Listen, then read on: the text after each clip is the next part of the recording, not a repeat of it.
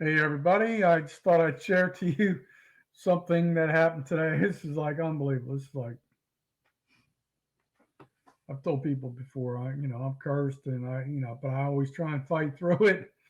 Oh my God, you're not going to believe this story. It's just like, it may sound minute, minor to you, but it's like, oh my gosh, I try to do a good deed for somebody today. And it was like, it started to backfire and totally tick me off.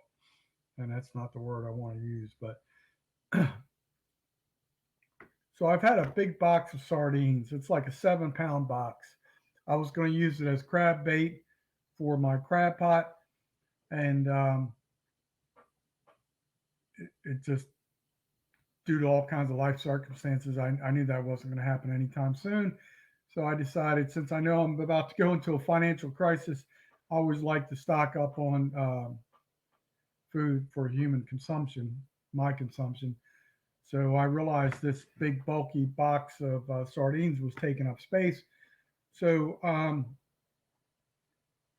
know a lot of charter captains all around the area, and there was one I don't know real well, but I know him, and we've communicated a little bit in the past. Oh my God, this guy disappointed me so bad. So I decided, all right. So I messaged him on Facebook, and I said, hello, how are you today, sir, or something like that. Just try and start off the conversation, politely and all this. So about 5 minutes later, I see a message on my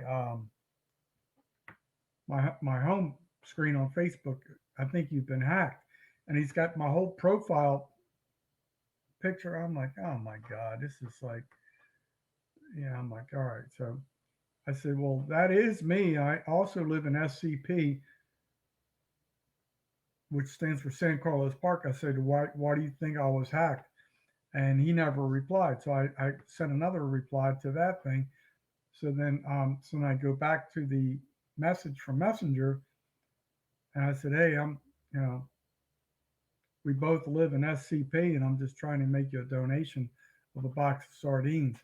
And he replies back like real smart aleck. He goes, yeah, yeah, this sounds like a scam I've heard before. And I'm like thinking like, dude, like I've never heard of sardines ever being mentioned in a scam. But so I'm waiting for him to reply, and then he goes, I'll touch base with you. And he goes, then he just like started sending all these like smart out, remark. And then he says, "Oh, I can, I was going to, I know where the guy lives. I mean, like I pass his house every day. It's just crazy. We had communicated previously, but like, I don't know what the, guy's like missing a few brain cells or something. And he's a charter captain, which is not encouraging to anybody who's going to be his client. But so there was a guy in our neighborhood who was like just a whack job. They had a major. He had a lot of mental health problems.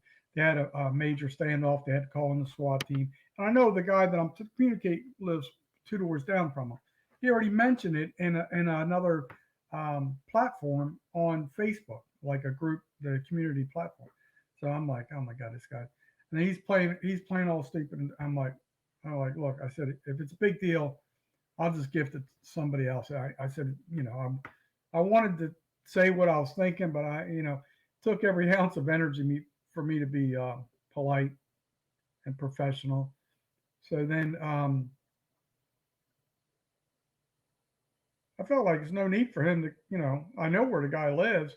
And then he says, well, I can come to you. I'm like, well, whatever, I said, then he wants to meet at the community center in our community, which is fine. He called it the park, whatever. And I said, all right, no problem. But the thing that ticked me off about that, which didn't like tick me off tremendously, but the park was further away than his house, and I already know where the guy lives, and I'm not delivering him, I'm not a terrorist or anything like that. So I said, all right, no problem. I can be at the community center next to the pavilion in 10 minutes. He goes, okay, I'm on my way or something like that. So I get up there to the right next to the pavilion, and I'm sitting there waiting and waiting. I have my blinkers on so I can be identifiable. And he sends me a message. He says, "Yeah, I'm by the pool, which is totally on the other side, nowhere close to the pavilion." So I'm like, "Oh my God, this guy's an idiot." So he just kept, all his smart aleck remarks um, just were like anybody with half a brain could have realized after a little bit, it wasn't a scam. I told him I'm just trying to clear out my freezer and want to do a good deed for somebody, and you seem like the closest person. So it was just what's that old saying? No good deed goes unpunished. So I finally pull up. I was going to tell him to pack sand, but I wanted to prove to him how much of an idiot he was. So I know that sounds harsh, but that's kind of like problems I've been having lately. But I just wanted to. So he tells me where he is, like he's trying to control. I'm like, whatever. I don't know what the problem was.